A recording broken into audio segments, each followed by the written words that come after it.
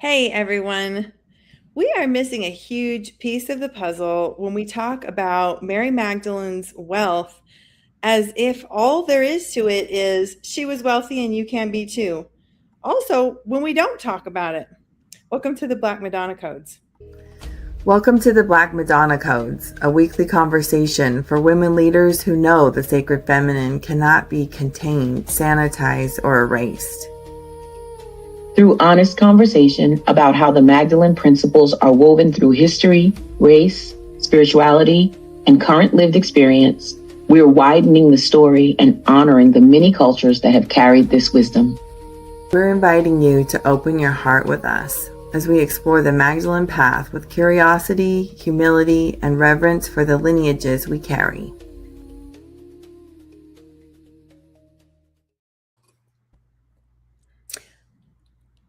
Hey, hey. Hey. I think this is such a good topic because I didn't know that she was wealthy. Mhm. And I don't think a lot of people know that she was wealthy.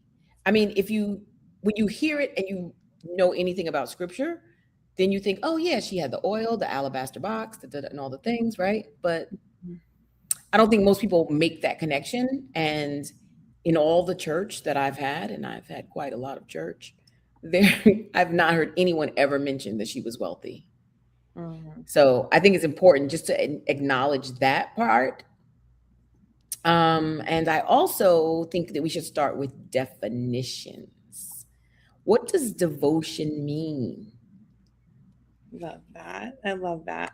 Well, and maybe we should back up even a little bit more. We're speaking to a Black Madonna code. These are principles that we have seen recurring both in the way that Magdalene carried herself and in the things that have inspired us about Black Madonna as a symbol.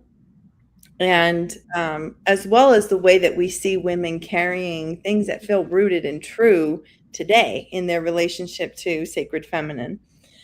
And so this Black Madonna code is wealth as alignment and devotion as power, as opposed to the capitalistic system which says wealth is power. Mm, We're switching that up, right? It's wealth as alignment, and right. devotion is what brings the power. I love this. Part of the reason I want to start with definitions because very often people hear through the lens of their experience. And so you're using words, we all speak English, but they hear it in a way other than the way you are saying it. And so to get definitions flat at the beginning makes a difference. I love that. And Anybody who's ever been in a relationship knows that that's oh the my God, reality, right? that is the reality. Are we speaking the same language? Do we live on the same planet? Yeah. So So it's like, so what I think is also important about that, what triggered it for me is that when you talk about wealth as alignment, there is a some denominations of Christianity that practice that wealth is a sign that you are aligned, and it lends itself to rooting people into a very capitalist way of being in the world, yeah, because making money is important, because if I make money, then that's a demonstration of my alignment. yeah, And there's a whole prosperity ministry that makes a lot of money with that, with yeah. teaching people that. And so I want to know, how do you mean it? Because I'm sure you don't mean it like that. So how do you mean it when you say wealth as as alignment? I love this so much. Yeah, and actually, I carry some church hurt around that very principle. It was a lot more subtle in my religious tradition that I was so subscribed to for so long. More subtle, but nevertheless, the promise is still there. And so, in our life, it was like have all the children, deny all the signs that say that financially this doesn't make a lot of sense to continue bringing children into your home. Just keep doing it because you're showing God that you love him, and eventually God will bless you with the resources needed. And over time, both my husband and I, and especially my husband, got so burned by this. Like, I have devoted everything. Where is the wealth? Where is at least keeping our head above water? Like, Yes, and to your point, Erica Kirk just said that at the Turning Point event, like earlier this year, when she came out and she said, "Have babies sooner than you think you're ready for them. Have more babies than you think you can afford." Like that's the quote. I'm paraphrasing, but that's basically the gist of the quote. right, right. And so, Oh, yeah. so how is this different? In my world, this is different for me because I'm looking now at how am I, um, what are my values when I have allowed myself to deconstruct from these things, to come back to my core essence, and then Mhm. by using my wealth in relation to those values. It's so separate from all of that, like, let me prove my worth to God and yada yada yada. It's so separate. It's so different. Right. I mean, even the energy of proving. You Yeah, have to prove your worth to God? God right. doesn't already know? Like what? Exactly. Exactly. Huh? How does that work? Yeah. So yeah, that's so when you say alignment, wealth as alignment as wealth or wealth as alignment, what do you mean? And what kind of wealth are you talking about? Because I think when people hear the word wealth, they default to financial wealth, but there's all kinds of wealth. Your Yeah. health is wealth. Relationships, for me, relationships are wealth. Yeah. Yeah, me too. Yeah, it's about, so I have restructured my values. So then my values now, how does my money represent my values? How does my, where I put my money, what I engage with in relationship to money, and even how I acquire more money and resources, how does that align with my values? And then turning around with to like empowering others. I never was asking in that victim state. I never was asking, you know, how am I bringing others with me? How am I uplifting others with me? And I think subtly inside of there was always like, well, yeah, but I'm not like in excess and overflow. If I was, it would be different. Or, well, but we also were sacrificing by paying tithing. So that's enough, right? Like, but it never felt rooted. It always felt in that same proving kind of energy. So it's fun. I had a friend say to me the other day, wow, yeah, in relation to how much service and time and things that I used to devote to things, he was like, "Oh, if you're an atheist and you are, which I wouldn't claim that I am, but if you're an atheist and you are then devoting some time or resources or finances or yourself to any kind of cause, you really know that person just is there because they care." Because it's like there's no other external motivating Benefit. factor. Right. Right. Because then that does, like what he's speaking to is that if you're not doing it for the sake of doing it, if you're doing it because you're trying to curry favor with the bearded man in the sky, Yeah. like then it's like where's your heart? It's like that's what he's saying. Is Mhm. your heart with the people or with the service, or is your heart with what you're going to get out of it? Which Yep. goes back to the capitalist lens, which is a lens of extraction. Yeah. What can I get? What can I take? Yeah. And I would look at that and I would feel resentment in relationship to a lot of these things. And then I would be like, okay, how do I set myself aside? How do I stop being selfish? Even in that, I'm still blaming myself because I never was taught to question the systems. I was just doing what was right inside the system. This is how you would feel if you are, motivated by these other factors. So yeah, so then it's getting to what are my values and how can I utilize my wealth to empower myself and others in the process. Like, And yeah, and to me, it was never enough to just be like, oh, okay, well, my clients are paying me and I'm helping my clients. It always felt empty.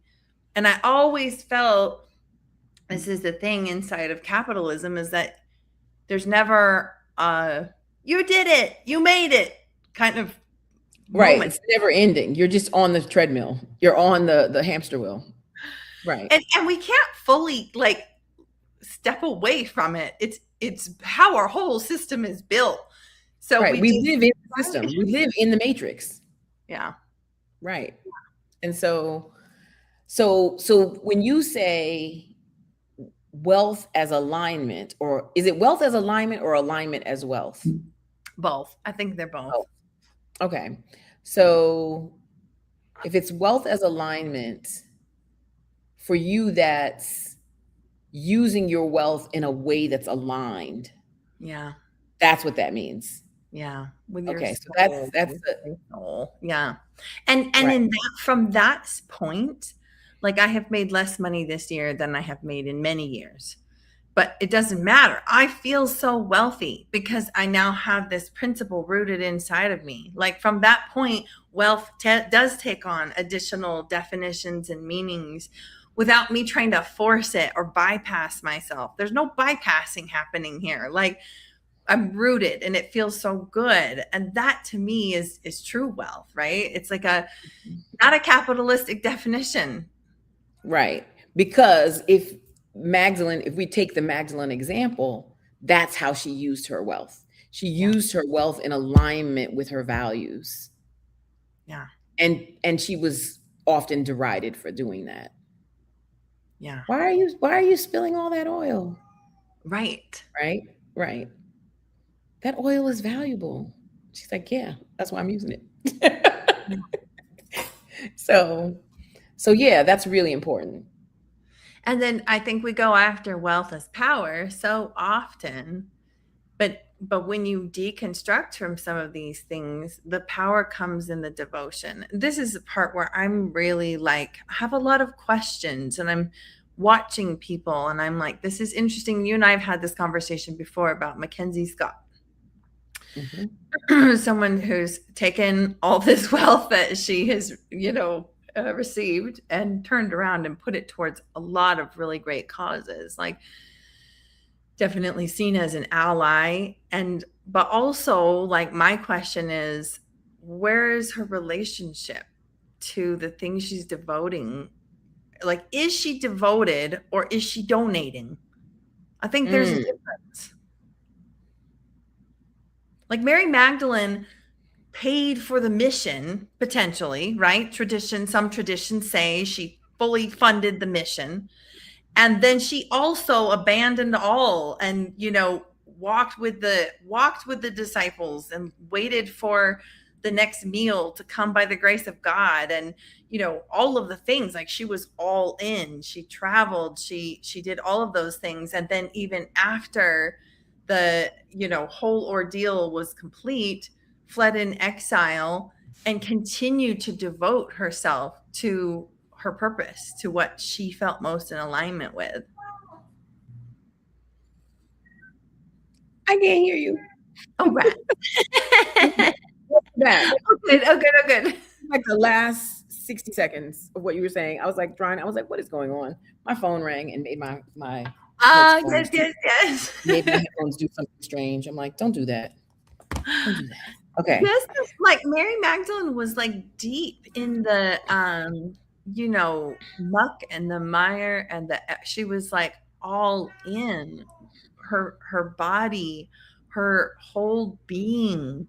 She was all in to what her wealth was also devoted to. And I think there's something to be said about that.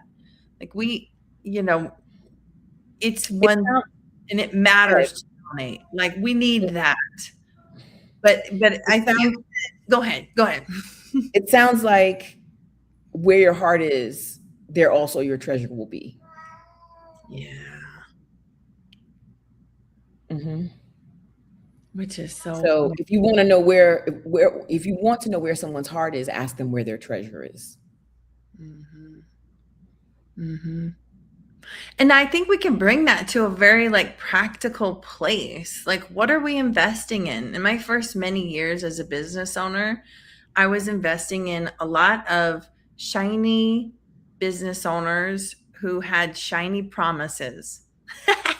The most And there are embarrassing so many of them, so Here's many. the most embarrassing one of all. Here's where it's like, oh, wow, I learned a lot. It revealed a lot about where I was aligning myself towards and was it really in alignment with my values. This guy named Frank Forey, which everybody wants to go look him up. You can go look him up. And like every 3 weeks, he was posting a new Ferrari. And then he was connecting that to I teach this super easy, like automatic social media system. And if you're selling anything online and you're not using my system, you're an idiot because you could be buying a new Ferrari, blah, blah, blah, blah, blah. Yes. It's expensive.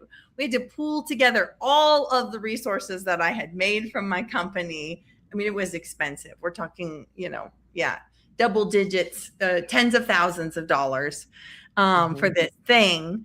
It was not worth it. The system was ridiculous. It was also kind of scammy. Like the deeper I got into like what he was teaching, it was like, oh, this feels so gross. Like, oh, how, what do I, and of course, no refund, blah, blah, blah, blah, blah. I learned so much from that. Like, in fact, a lot of people banded together and tried to do some kind of lawsuit. I decided to step away from it. I just was like, I think there's a big lesson for me in this, and I'm going to take my time and really be with it. And this was the beginning where I was like, what the fuck am I doing right now? Like, Right. Right. What's happening right now? How did I get here? mm-hmm. So Right? you look It's at, like, okay, what am I investing in just the last year? What have I paid for? And does it actually reflect my values? And I mean, and I had a lovely coach a few years ago who took that all the way down to like Netflix and shit. Like, what are you paying for? And there are some things, that it's like, oh, this still bumps up against some things, right? Like we in our publishing company, we use Amazon as our primary printer, and I have issues with Amazon. Like there are some things where I'm like, we're functioning inside of a system and we have to make decisions and stuff. And I'm not saying I'm doing it right. I'm not saying I'm doing it wrong. I'm just saying this is what I'm doing. And I'm trying to be present with those decisions.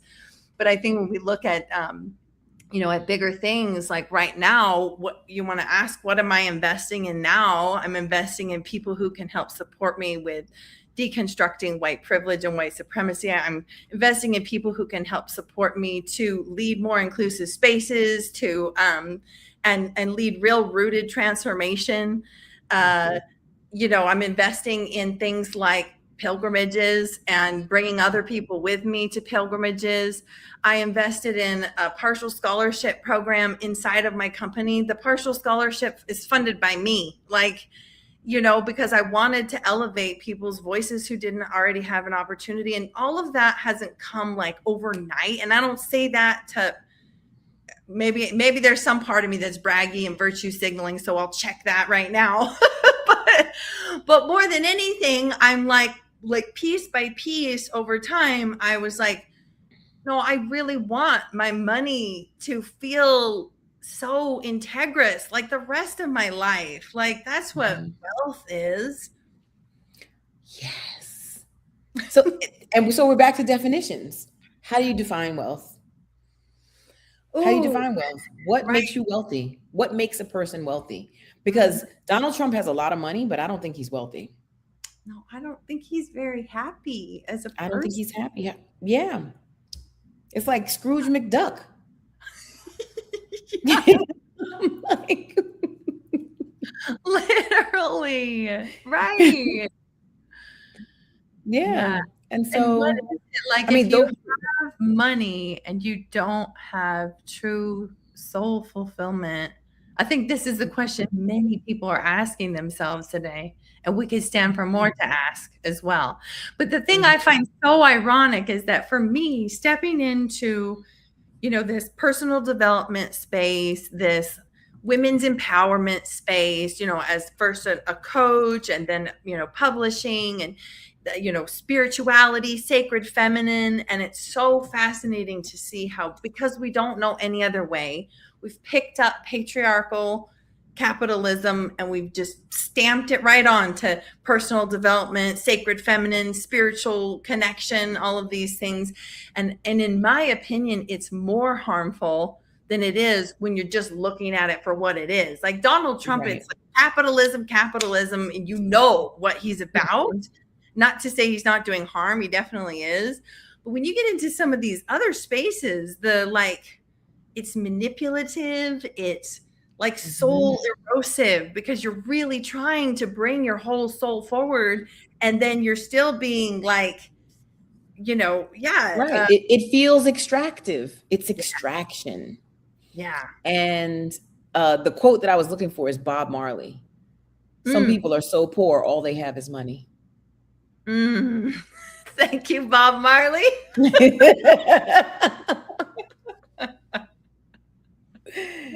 Right. So I was thinking too about Glennon Doyle Melton. Do you know who that is? Have you followed much of her? Yes, I do. No, I don't follow her, but I know who she is. Yeah, such an interesting person, and her journey kind of it was confronting for me. At many steps of the road, it was like, oh, she's questioning things that I hadn't let myself yet question. And I thought it was so interesting after her second book, which her second book was so controversial because everybody was so invested in her marriage where her husband had an affair. And then they, found this, coming together again. And it was so beautiful at the end of the first book. And then as soon as it was published, she announced publicly that they had divorced and that she was questioning her sexual orientation. She was like, I think I'm queer. And it was so confronting for so many people. And then her second book was all about that journey of really coming into her wild. I can't remember the name of the two books, but both so well done. And it was after the launch of her second book, she created a nonprofit that was very rooted in, what I would have called like liberal concepts. Was very like, let's support, I don't remember exactly what the tenets were, but let's support people of color. Let's support people in the LGBTQIA community. And I was amazed that she was like very present in that community. Like she launched these things as already a very big public figure. And she was like, yeah, you could be in a WhatsApp room with me. Like, let's go get shit done. And I look at all of that now, and I was trying to search up her program, and I don't know if it still exists or not because I wasn't able to find it. But that was such a powerful example of both of everything we're talking about right here, like taking everything that is your being and pouring into something that really matters to you, including with your money, including with your time. Right. Yeah. That's, I think, what's available to us as the old systems and structures are cracking, the foundations of those things are cracking, and something new is going to emerge. And we get to have a say in what that thing is and how that looks. We get to have a say in shaping that. And that's what I'd like to see come out. But for the record, Glennon Doyle's books, the first one was Carry On Warrior, and the second one was Love Warrior. There it is. The third one was Untamed. Oh, okay. I've read all three. Okay. That's awesome. Yep. So, yeah. So, and I think it's worth naming that I've seen many coaches and spiritual leaders in the sacred feminine space kind of use this, like Magdalene was wealthy, so therefore you can be too. And there's no shame in being wealthy, and particularly referring to financial resources. And it matters because women have been in a position of oppression when it comes to wealth and resources and land ownership and, all of that stuff. It matters. Right. They've been victims of financial abuse by husbands. They're like, money is a tender subject. Yeah. Yeah, and still like rooted guilt and things, even when you have access and you start to create wealth, like there's all these things you're up against. So it matters. But somehow that part of the conversation, it never sat with me and I couldn't figure out why. Like it feels like it's missing roots because Magdalene wasn't inside of a capitalistic system and she wasn't just trying to get wealthy so she could be wealthy, so she could be the next Donald Trump. Right. Or just to be a philanthropist. Like, I've been looking at this whole thing about philanthropy. It's like one of the narratives in the realm, in the coaching world, has been, oh, you should make all the money so that you can give the money away, so that you can be the philanthropist. And I'm like, how about we just lift the bottom? Yeah. Can we lift the bottom? Because it feels a little trickle downy, a little trickle down economics. Let me make all the money because I'll do something better with it. Mm-hmm. Mm-hmm. Yeah, and I see this as a function of white supremacy. To me, white supremacy is where this whole hierarchy of people ever came from. Like, I need to be better than others. In the philanthropy world, this is really so tricky. I mean, because we can do these good things, and the light, maybe light side, if we want to say, is, supporting others. I'm going to go, build houses in Mexico. I'm going to go whatever, right? But the shadow side of it is that then I get to go home and feel like I'm better than a whole group of people that I just helped. Right, or better people that haven't gone. And better than the people who didn't go. Look at me and what I'm doing with my wealth. It's so different. Like, and until we can get out of that whole, like, it requires deconstructing the systems. Until we can get out of that, we can't really be in like a full whole relationship with money where we don't feel this constant angst and tug of war and pain inside of it. I get that. It's everybody's journey to take. It's like your mission, should you choose to accept it. Some people are very content just keeping the status quo. I'm just going to go to work. I'm going to make the investments. I want all the money. I keep thinking, as we're talking, this Little Kim's song keeps coming in my head: money, power, respect.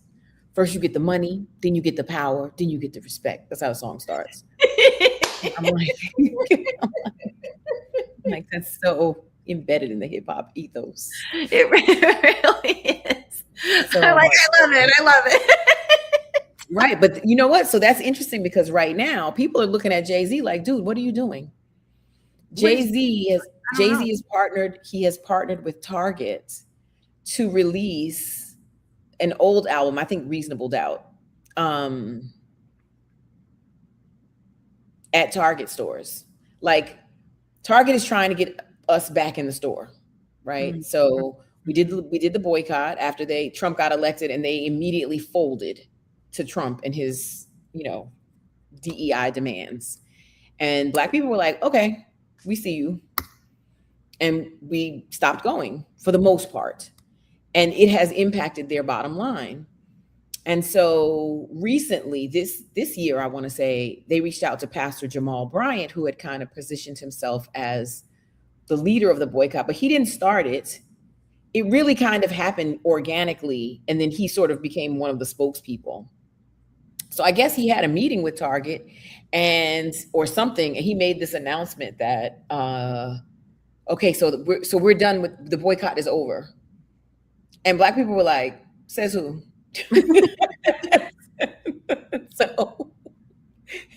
So now Target has gone to Jay-Z.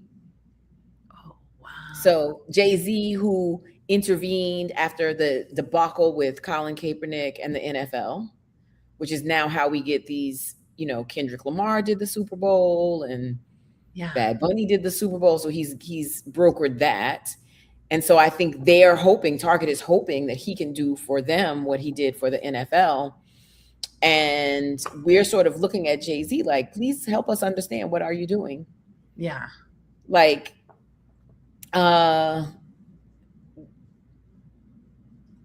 one of the things I find, like Jay-Z's in his lyrics and stuff, the way he talks about money and making money and I'm giving you the blueprint and this and that and the other thing. And it's like, my response to that in that time was, we cannot out capitalize the capitalists. Yeah. We cannot. We can't beat them at their game. We cannot beat them at their game. We cannot. Yeah. And so, but that's sort of what he's been promoting. Right. And that's what this feels like, more of that. So that's what happened. So yeah, I'm very curious to see how this is all going to play out, because I'm really ignorant to basically everything you just talked about. So I have some research to do. Okay. I mean, certainly I knew, like, I knew about NFL and Colin Kaepernick, because Colin is from Reno, Nevada, which is where I'm from. I did not know that. I did not know he was from Reno. Okay. Yeah. So everybody in Reno is like, oh, Colin. Well, unless they're anti-Colin. Unless they're not. Right. But I didn't know that Jay-Z had something to do with that. And I was so moved this year by the NFL's halftime show. I was like, well, and I kind of had like forgot the anchor point of what happened with Colin. Like, what a 180. And like, and whatever Jay-Z did, it's like, even if NFL is just doing this to try and improve their views, and, all of that, it had a deeply powerful impact, I think, on the collective for them to make those bold moves. It's hella tricky. It is. There's a lot going on. Lots to unpack. Yeah. So we're watching Jay-Z and Target now. I have more research to go do. This was interesting. So that's the thing. Yeah. Well, as always, loves, we would love to hear your thoughts and your, explorations around all of this. We are really, working on more spaces where we can be in person with you all, where we can ask these questions together. Hopefully you can see it not from a space of blaming or trying to make anybody wrong, but like, let's ask the questions and let's seek to be more in alignment with our values, and let's seek to see the systems as they are, so that we can find true power, true wealth from that rooted place altogether. And so certainly there's the invitation to come with us to the south of France, and the link is above. And we are going to skip next week for the Black Madonna Codes, but we'll see you again in 2 weeks. And we have an event coming up on Magdalene Feast Day, which is July 22nd. And we are so close to getting ready to roll out, the enrollment form and all of that stuff. So save the date, Magdalene Feast Day. I have blocked out the whole day. It's a Wednesday.